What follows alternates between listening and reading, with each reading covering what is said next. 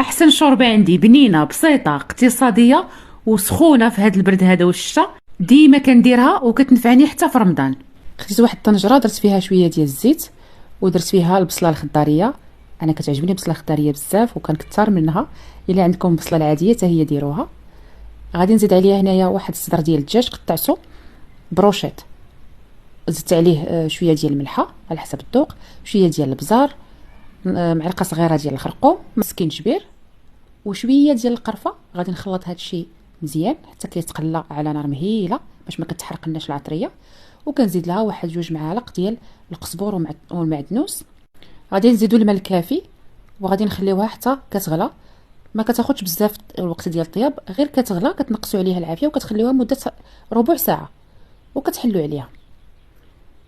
فاش طابت زدت عليها هنايا الصوص ديال المطيشه، زدت واحد الطريف ديال الصلصه ديال اللي وجدتها معكم ديال الفلفله. كنخلي واحد شويه داك الصوص كتغلى تقريبا واحد 10 دقائق وكنزيد لها نص زلافه ديال الشعريه المتوسطه.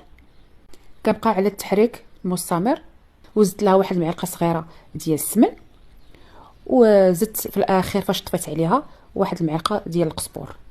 ما تنساوش تسجلوها عندكم، دابا تنفعكم في رمضان ان شاء الله، وبالصحه والراحه.